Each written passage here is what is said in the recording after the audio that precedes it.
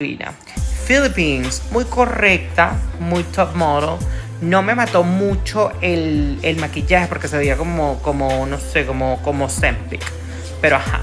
Vietnam me cayó la boca. Yo ayer dije que no me mató en su ensayo. Y hoy dijo, y le voy a callar la boca a Jean-Pierre y me la cayó así. Y me tuve que quedar callado. Argentina en la segunda mejor de las Américas. Increíble su trabajo, la fuerza con la que salió.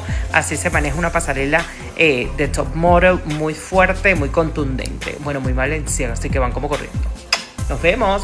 So atin pong napanood at narinig mga kapolitika itong hot pick ng Latino vlogger at kilala na pageant influencer dito sa mundo ng social media sa kanyang pa-hot pick sa naganap nga na top model of the year dito sa nagpapatuloy na Miss World 2026 sa Vietnam.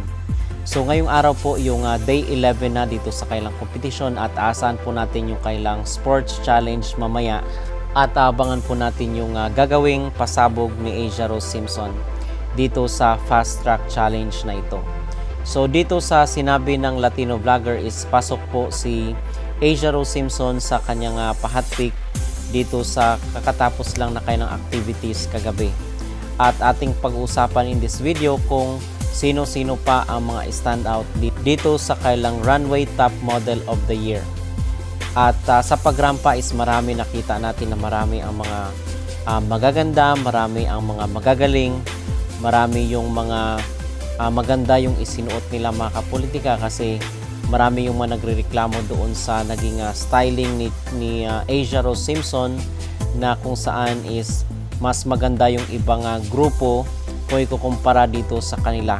So I totally agree naman doon sa mga sentimiento at mga clamor ng ating mga netizen na medyo bias at merong favoritism dahil yung ibang mga contestant is magaganda at maganda yung kailang styling at mga isinuot kasi bawal mamili kung ano yung mga naka-assign ayun na ang isusuot nila.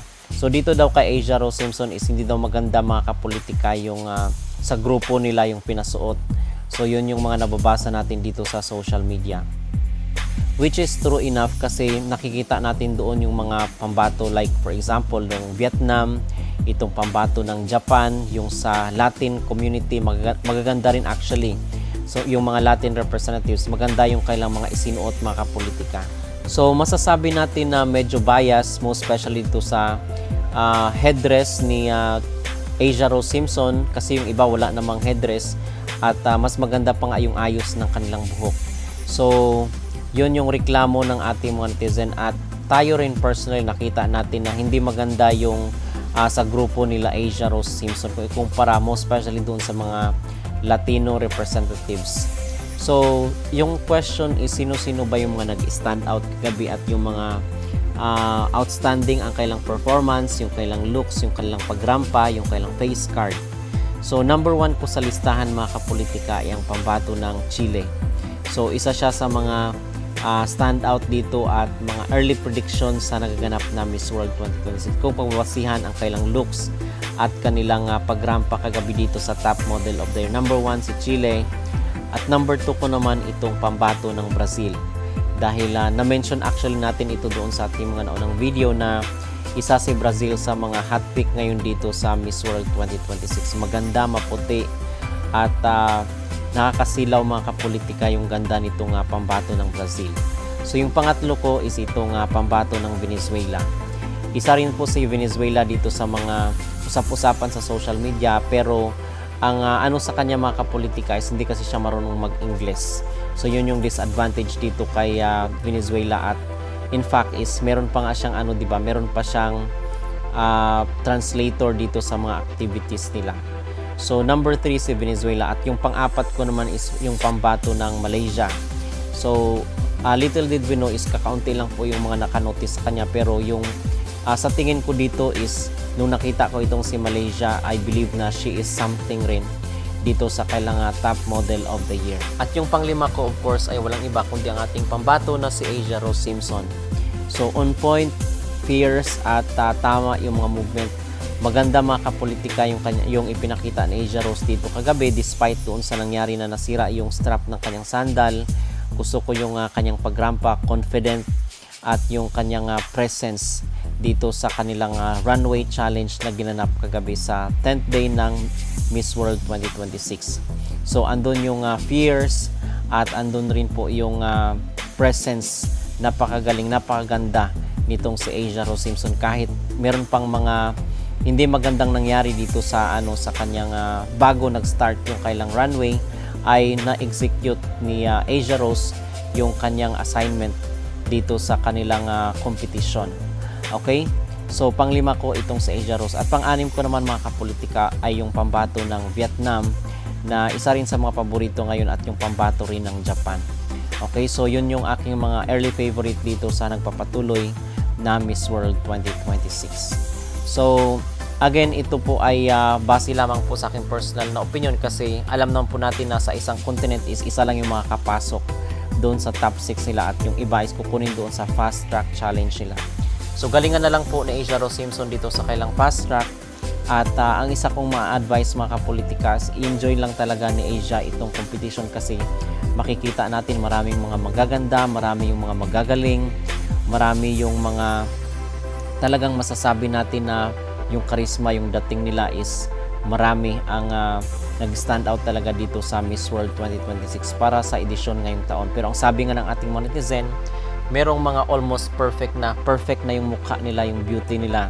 Pero minsan is hindi pa daw yun ang napipili ng Miss World. So hindi basis na maganda sa panlabas, kasi yan ay ornamental lang ng isang beauty ng isang babae. Ang importante pa rin mga kapolitika ay yung kalooban, na yung quality sa panloob. Ang importante pa rin dito is magaan at maging katrabaho ng Miss Universe sa isang taon. Okay, so yun ang kasi hire nila yan more than 100 na mga candidate, is isa lang po ang hire mga kapolitika at tanghaling Miss World 2026.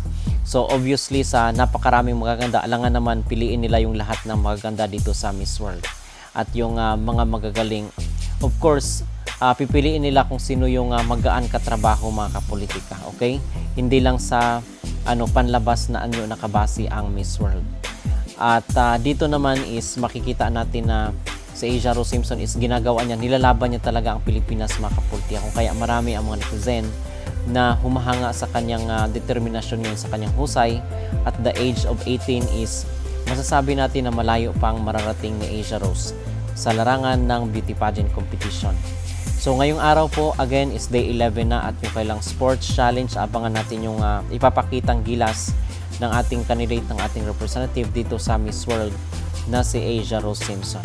At patuloy pa rin po nating suportahan, i-download po natin yung app ng kanilang pabutuhan, kasi meron silang pabutuhan dito, at ang manalo sa Multimedia of the Year ay automatically papasok doon sa kailang fast track. So malaking bagay ito, malaking factor ito sa maging kapalaran ni Asia dito sa kailang kompetisyon sa Miss World na nagaganap pa rin sa bansang Vietnam.